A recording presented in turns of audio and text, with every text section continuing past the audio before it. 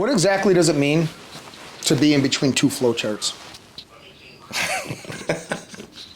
Oh, man. That's what, after a while, when you have sometimes, as far as wanting it more than them, you do find a point where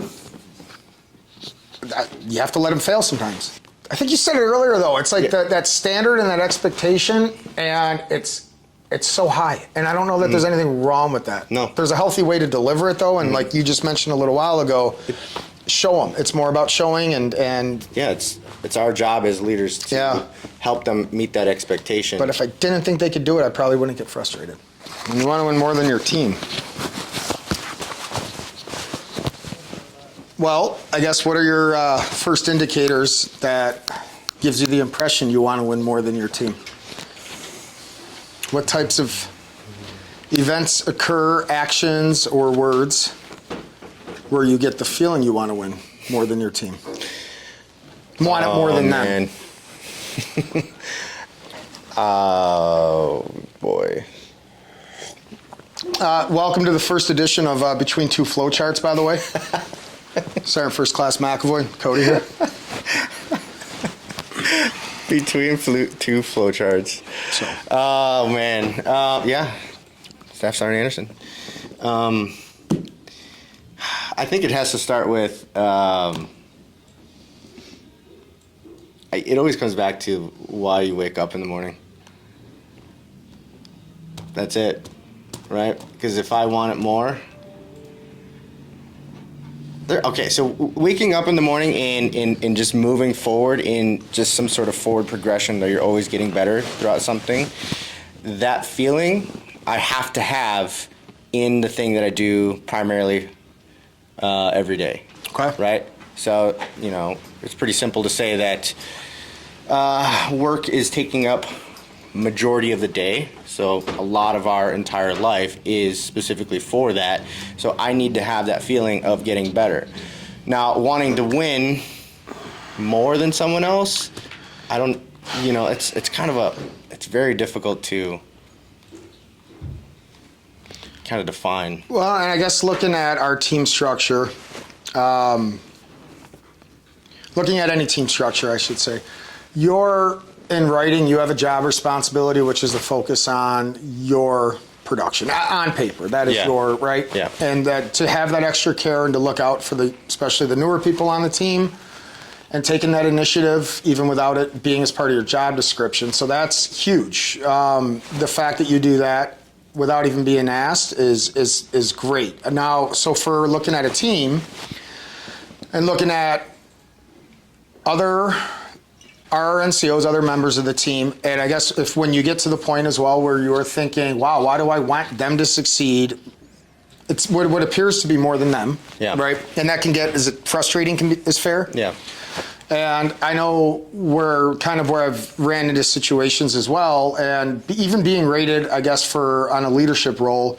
So the job is detachment success, right? Mm-hmm. That's you have that underlying thing as well. Where's the entire detachment at? So what we're looking at is, I'm getting rated. How's the entire team doing? When there are areas of the team that need improvement on the production side, the first person they are going to go to is the head of that detachment for that. So it's easy to, I shouldn't say want it more than them, but if everyone on the team isn't doing well, it's going to look like the head of, the team leaders, the heads of the team they're going to look bad. So what you find yourself doing, myself personally, or at least I have in the past, is, well, for example, when there's certain time hacks we have to meet to get somebody enlisted, to get somebody through this process. So you train the RNCO, you teach them on, all right, this has to be done by tonight, this has to be done by tomorrow morning, these are the documents you need to get to complete these steps.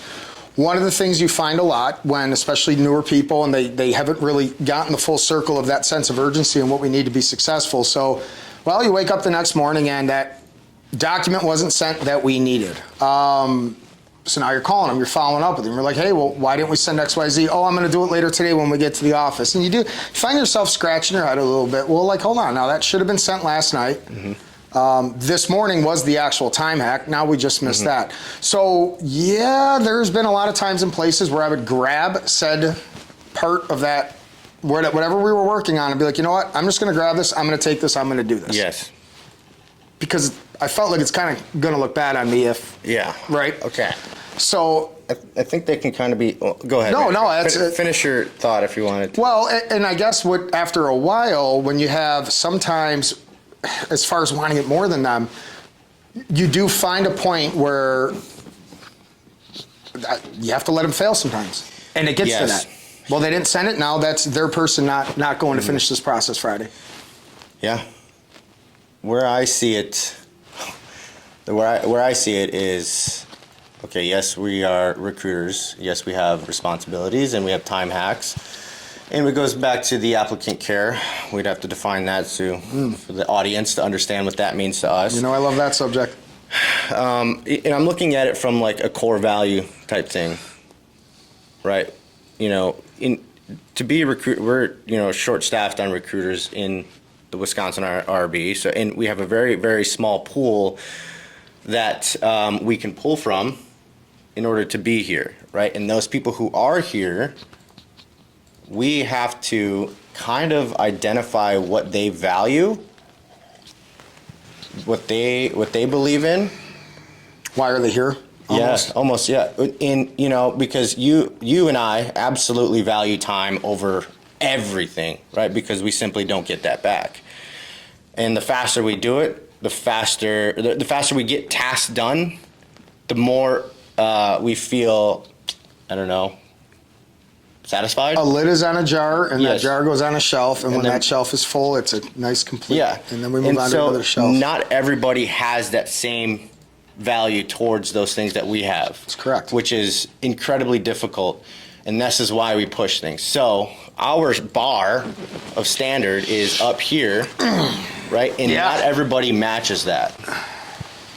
Not everyone matches that. I'm tough to please. I would like that. Yeah, I am too. However, right, we have those standards, we have those expectations, but not everybody has those same standards or don't even have any at all, right? Or, and we kind of, as leaders, we want it more than them, absolutely. We have to stay within our confines or the left and right limits of where they want to go without pushing them over the edge. That's kind of how I view it. Without pushing them over the edge. I do like that. Yes. And there's a quote that I heard the other day.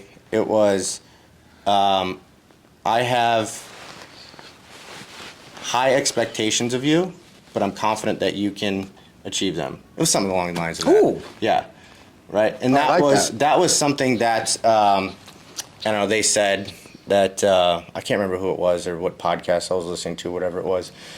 They said that you're going to have an increase in response and productivity had you verbed it that way. That might be a sticky note next to my computer. Yeah, that's definitely if I ever make it to the team leader world or something like that back again in the Army, that's definitely going into a counseling, right? I'm going to have those high expectations, but wanting it more than them is a very difficult thing that I actually have to hit the e-brake on and pump the brakes really hard because not everybody holds those same values and morals and beliefs that I do. And we had this conversation before, not everybody learns the same way or has those same things. And, think of, all right, so if we have, if we break up the 24 hours in the day from, 5 a.m. to, but when our charger runs out and we fall asleep, that's, that during our time is go. Yep. And then we recharge and we just restart and then we do it. Not everybody has that same mentality. Hey, this is still recruiting. We still have to do things beyond 4 p.m. or whatever it is. Or the opposite mentality. Let's sleep till 10. I'm going to roll in at 11. What happened? Where'd the last 6 hours of your day go? Well, I got a breakfast. I went out to brunch. I'm like, but at the same time, right? It doesn't make sense in our head, right? Because we put. Essentially, we put this ahead of everything else. This is what you value. Yes, this is exactly what we value. So we put this ahead of everything else. But you and I see that as you did brunch or whatever. But to them, like I'm thinking of someone specific behind us. It's actually who I was kind of thinking of. He actually was able, I say he, they actually were able to spend some quality time with their significant other. Right? So I was like, can I fault someone for that? No, absolutely not. That still exists. Isn't that what we got Sunday night for? Yeah, right. Isn't that what they gave us Sunday night for, from 7 to 9 p.m.? To me, that's too long. But yeah, we've had this conversation before where it's we have to go down and bring them up to the standard of what we want. And that looks like, to me, actually helping them, not doing it for them, but helping them organize their priorities so that way they can maximize their time off. Right? And I don't think we're at that position yet. They're starting to see some light in the team attachment on how that's working, and it's definitely been a learning curve on our end as leaders. Right? I say I'm leaders, I'm like interim team leader. Hey, I've like just, even in the last year and a half, if I would have written out a leader's philosophy on the first day of every month for the last year and a half, it would probably be different for the last 18 editions now, just with, again, who I was then and what I thought worked and what I thought was good, and what didn't make it wrong, but you continue to learn, especially it's the more and more personalities we have working with us, the more scenarios we run into. It's just night and day. I think back to some decisions I made and stuff, and it's... If you could take one thing that you've changed from, I don't know, 18 months ago or whatever, whenever it was, to now, what would you say the biggest thing was? I 100% now definitely sit on anything that requires a decision, provided someone's safety and all that stuff is not at risk. 100% now will sit on things at a minimum, usually overnight. If it's something in my email that comes in that needs, again, something to, maybe a situation diffuse or to make a decision on something, before I look at it kind of like, well, all right, here's an issue. I need to hop right on it. You don't always get the most thorough answers that are going to benefit everybody when you do that. So I've definitely developed that little bit of a patience. I will keep texts in my phone just marked as unread. I'll look at them and be like, you know what? I can respond to this really quick. I'll leave it as unread for, depending on the scenario or whatever, but I like to do a little more due diligence now to make sure everyone gets the best answer possible. Are you talking maybe like, because just, you know. Instead of an emotional reaction. Okay. That was guilty as charged. Giving yourself, would it be fair to say to give yourself like a time to like, right? So for me, I know if I miss the light from my bathroom 3-4 times, and my rage, I for some reason I just get angry. Taking a breath, relax. Okay, find the actual light switch. Right, that's me in a nutshell. Like I will do that. So what you're saying is your initial reaction is somewhat similar to that. Maybe it's like an overreaction or rage, or like I'm talking about anger or whatever, and then you just kind of, okay, let's pump the brakes. Let's give them the benefit of the doubt. Okay, cool. And then we're going to get to the bottom of this rather than just kind of jump. And I'm still guilty. You work next to me minimum probably 3 days a week if I'm in here, and I'm still guilty with that quick trigger thing, and then I'm like, damn it, and we get frustrated. So still a work in progress to get where I want to be. But and that still goes back, because I'm thinking about some of those things with, like learning how to send a pre-screen properly and the confirmation emails and all that, right? And I'm thinking like, I'm seeing you get frustrated and angry and screaming at the top of your lungs and blah, blah, blah, this other stuff. Well, we not really, but really. That's... I think you said it earlier, though. It's like that standard and that expectation, and it's so high. And I don't know that there's anything wrong with that. No. There's a healthy way to deliver it, though, and like you just mentioned a little while ago, show them. It's more about showing and yeah, it's our job as leaders to help them meet that expectation. But if I didn't think they could do it, I probably wouldn't get frustrated. If I didn't think they were capable of it. Yeah. Oh, yeah. I most definitely think that here's what I'm going to say. Everyone knows exactly what they need to do, right? And what that is extremely difficult and hard. right, in order to progress in anything. Sure. Right? Yeah, get your ass up at 5 a.m. and go to the gym, right? Or make sure you get to the gym afterwards, or whatever it is. You know that you're not supposed to eat that Krispy Kreme donut. Don't eat it. You know this. You're not, right? And here I am. I'm the one who just ate one. But that's it. Everyone knows exactly what they need to do. Like, yes, you need to start reading emails. Yes, you need to start reading the regulations. And I'm 100% like did not do that, right? But I know that I know that that's the hard. I don't want to read the regulations, okay? But I know that I have to, so I read them, right? In order to get better at this job, and I think that kind of plays with them, or I guess us setting that expectation and then helping them get there. Like, hey, cool, yeah, this is where you. Listen, I'm going to have to give you the answer one of these times. Right. Okay, cool. Now, regurgitate that back to me. All right? In a back brief, just so I know that you know it.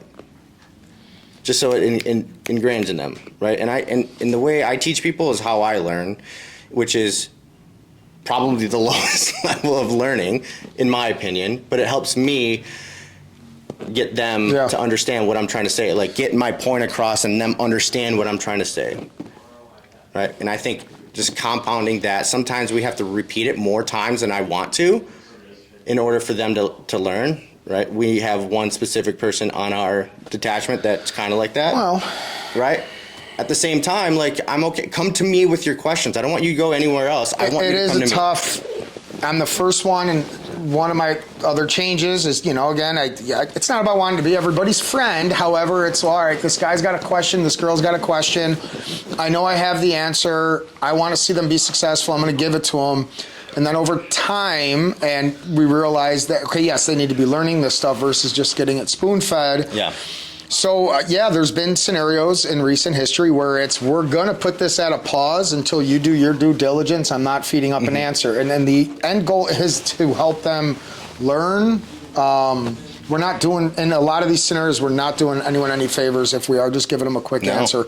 No, doing the favors, and what do you mean by that? And how I would word that, not doing favors, how I would word that is it's not fair to them that I'm just giving them the answer because they need to do that in order to grow. Then there's that. It's not fair to them. Yeah. And then we're not doing our job then as leaders. Right. And of course, we leave tomorrow, and here they are with someone else not knowing anything in certain areas. Kind of makes previous people in place look bad. I like it. And how do we end this? What exactly does it mean to be in between two flowcharts? Oh, man. How I would explain this is, oh, man.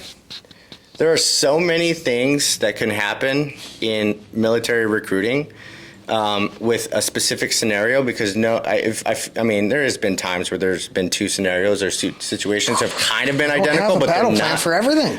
But the idea of, I was just at the doctor, right, and he was explaining two tracks of potential things that I had to do, and I formed a flow chart in my mind for one way and the other way as he was speaking to me. So this is how me being able to organize my brain, because it took me 35 years to figure it out, right? Figure out my own brain and how I learn. But if I do that and I can see a flow chart of where I need to go, start to finish, based off of current information and then new information as that flow chart goes, I know I need to go down. I think of like a Plinko chart or the Plinko.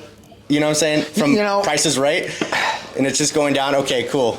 Right, where are we it's gonna get all the way to the bottom of the flow chart. In our line of work, I I think sometimes it's exciting to be to be stuck between two flow charts, because we're generally, there gets to the point where it's, flip a darn coin, right? Flip a darn coin on this decision. If I guess this way, it's probably going to go that way. It we have that opportunity to get a different outcome to something and potentially just create a third flow chart to never be stuck between those two again. So I look at it as an opportunity. It's quite exciting. Unfortunately, sometimes it results in somebody not contracting, and other time it results in those huge wins. To see what happens when we make the Plinko. The Plinko. But now we got to get a Plinko board in here. fact, we can my make God. some big decisions off a Plinko board. Yeah, we're going to do that. That's the new. Drop it in the Plinko board. Dilly, get on it. JK. I think that's not JK. No, we're going to do it.